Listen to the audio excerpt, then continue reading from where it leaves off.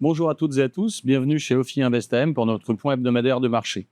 Alors on rentre dans le 12e jour de conflit qui oppose l'Iran et les États-Unis et Israël, avec des fluctuations sur les actifs risqués assez significatives. Sans rentrer dans le détail d'une actualité que je pense chacun a suivie, on a eu une très violente tension sur les prix du baril de pétrole. Et quand on parle du pétrole, ça résume une situation un peu plus complexe puisqu'elle embarque également les prix du gaz et un certain nombre d'autres prix de matières premières, dont une grande part du commerce mondial transite par le détroit d'Ormuz. Donc une tension sur le baril de pétrole jusqu'à $120 qui a entraîné assez logiquement une forte baisse des actifs risqués, principalement actions, assez forte résilience sur le marché du crédit et de nouvelles tensions sur les taux d'intérêt qui continuent de voir le risque inflationniste au premier rang des menaces plutôt que d'embarquer du risque récessif. Alors, devant ce danger d'emballement des prix de l'énergie, qui est impactant pour les économies sur le front de l'inflation, mais sur le front de la croissance, et dans le cas particulier des États-Unis et pour Donald Trump, comme le grand ordonnateur de ce conflit, le risque de perte de pouvoir d'achat de sa base électorale. Et n'oublions pas qu'il y a les élections de mi-mandat qui ont lieu en fin d'année et qu'un certain nombre de voix s'élèvent dans le camp républicain, outre sur l'aspect guerrier, sur le prix du gallon à la pompe aux États-Unis et qui, de facto, conduira à un frein à ce conflit du point de vue des États-Unis. Je dis bien que du point de vue des États-Unis. Donc Donald Trump, suite à ces tensions sur le baril de pétrole qui est allé voir jusqu'à $120 au plus haut, a fait une conférence de presse réduisant l'horizon du conflit, annonçant une victoire sur des buts de guerre qui sont pour l'instant pas très aisément déterminables du point de vue des États-Unis, mais qui a contribué à rassurer significativement le marché avec un rebond assez net en ce début de semaine sur une baisse en dessous des $90 du baril de pétrole et un rebond assez net des marchés actions. Maintenant, on sait que les déclarations de Donald Trump peuvent être un peu invalidées, par lui-même en l'occurrence, dans les jours qui viennent. Et plus globalement, le prix du baril est surtout dépendant du détroit d'Ormuz. Et là, pour le coup, le contrôle américain doit être un petit peu challengé par le côté opérationnel du terrain, puisque on a appris dans la nuit que l'Iran, le gouvernement iranien, les gardiens de la révolution envisageaient de miner le dit détroit. Alors pour l'instant, il faut être assez mesuré dans les propos, puisqu'on a observé qu'un certain nombre de bateaux semblaient passer le détroit d'Ormuz. Ils sont tous d'équipage chinois à destination de la Chine, même s'ils sont d'une autre nationalité, d'un autre pavillon, comme c'est souvent le cas dans le fret maritime. Donc on sent bien que les Iraniens ont encore un contact avec la Chine, et celle-ci va sans doute jouer un rôle, en tout cas dans les interactions avec l'Iran et peut-être les États-Unis. Ceci dit, le risque existe qu'un régime pris à la gorge et jusqu'au boutiste, ce qu'il donne l'impression de vouloir être, avec notamment la nomination du fils du guide suprême, tout aussi rigide que son père, si ce n'est plus, en forme de pied de nez aux États-Unis, après les déclarations de Donald Trump, laisse augurer d'une radicalisation. Et donc, dans un geste désespéré, on pourrait envisager un minage du détroit.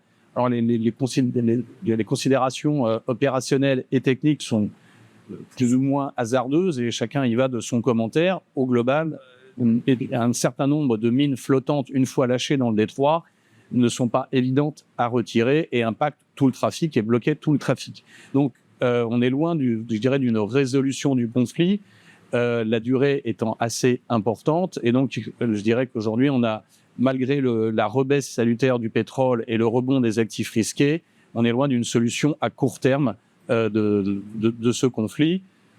Les faits peuvent nous donner raison, mais on sent bien que l'Iran est parti pour jouer la carte de la durée et malgré la domination technique et militaire du camp américano-israélien, quelques drones ou quelques missiles peuvent continuer d'avoir un impact largement au-delà de la puissance militaire du sujet. Je ne parle même pas d'un changement de régime qui apparaît toujours assez complexe à mettre en œuvre, en particulier sans troupes au sol ou sans défection de l'armée régulière face aux gardiens de la révolution.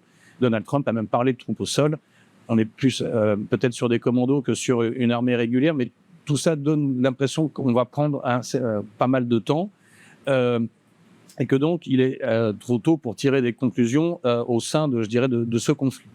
Qu'est-ce qu'on peut voir d'ores et déjà sur du point de vue des banques centrales? Donc celles-ci ont commencé un peu à communiquer, notamment la Banque centrale européenne, avec de personnalités assez faucons, c'est-à-dire plutôt orientées à la hausse des taux depuis le début de la semaine, qui annoncent que la Banque centrale européenne pourrait être amenée à relever plus rapidement ses taux prévus. C'est normal, c'est dans leur rôle, c'est du discours. Enfin, une montée de taux n'a jamais réouvert un détroit ou fait baisser le prix du pétrole. Pour ceux qui sont sur les marchés depuis un certain temps, on se souvient de la hausse des taux de Jean-Claude Trichet en 2008. Ça n'avait pas fait baisser le baril de pétrole. Aujourd'hui, je dirais que les banques centrales, pour nous, vont rester dans la prudence, de voir l'avancée des événements, pour peut-être donner un ordre de grandeur. $10 de hausse du baril définitive pendant plusieurs années, c'est à peu près 0,4% d'inflation embarquée dans les prix, avec une Europe qui est plus fragile que les États-Unis, qui sont plus indépendants. Aujourd'hui, avec un pétrole du côté de $85, on est donc à peu près sur un point. Si jamais le pétrole devait rester sur ces niveaux, aujourd'hui, c'est pas ce qui est attendu ni par les intervenants, ni au sein du conflit, ni dans les courbes. Donc, une réaction de la part des banques centrales serait prématurée. On pense qu'elles vont rester dans le wait and see. Et de notre point de vue, on n'est pas dans une remise en cause profonde de notre scénario central à ce stade, je dis bien à ce stade du conflit, c'est-à-dire globalement une croissance résiliente, une inflation à peu près maîtrisée, et donc des banques centrales qui ne bougent pas leur taux d'intérêt, ou dans le cas des États-Unis, pourraient être amenées à les baisser face à un ralentissement à venir. C'est d'ailleurs ce que la courbe traduit aujourd'hui. Elle n'a pas mis de hausse de taux, elle a repoussé les baisses de taux qui étaient dans la courbe. Sur la partie taux long, on a vu des tensions, principalement emmenées par des inflations implicites plus élevées sur les marchés. On le voit notamment dans les produits dérivés d'inflation à court terme, qui ont été voir jusqu'à 3% sur le 1 an à venir en zone euro. C'est un peu revenu, mais le 1 an dans un an, entre guillemets, n'a augmenté que de 25 à 30 centimes, ce qui traduit bien dans les esprits des intervenants un choc qui serait plutôt court terme sur l'inflation, et donc de notre point de vue, qui aujourd'hui ne nécessite pas d'action immédiate des banques centrales. Le crédit, lui, quant à lui, est resté une classe d'actifs très résiliente dans ce contexte. Alors, ça n'obère pas les sujets qui existent sur le crédit, mais qui sont peut-être un peu, je dirais, mis au second rang, qu'il ne faut quand même pas oublier, notamment le crédit privé aux États-Unis, qu'il faudra continuer de surveiller. Mais en tout cas, l'écartement ne justifie pas de repositionnement. Dernier point sur les marchés actions. Donc, après une baisse de l'ordre d'une petite dizaine de pourcents, vraiment du point haut au point bas en Europe, on n'a eu que 2% aux États-Unis. On n'est pas sur des ordres de grandeur aujourd'hui qui justifient un repositionnement net et massif. Si on était sous-pondéré, on peut prendre l'opportunité éventuellement de repositionnement, mais aujourd'hui, une réallocation, on n'a pas assez de visibilité pour justifier une réallocation sur les marchés actions. Que ce soit en Europe ou aux États-Unis, on aura tendance, le cas échéant, à privilégier plutôt l'Europe nettement plus des côtés que le marché américain. Donc vous l'avez bien compris, on ne change pas aujourd'hui notre scénario central, compte tenu de l'horizon de temps dans lequel on s'inscrit. Les développements à venir, et notamment le minage du détroit d'Ormuz, qui sera plus définitif que des échauffourées via drones ou missiles qui ont lieu actuel aujourd'hui, pour avoir un impact assez significatif sur la durée du conflit et surtout son impact économique. Donc trop tôt pour prendre des dispositions sur la visibilité du conflit. En revanche, aujourd'hui, nous ne remettons pas notre scénario initial de début d'année en cause.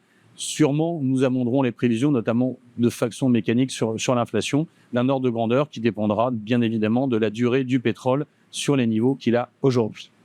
Je vous remercie pour votre attention et je vous souhaite une excellente semaine.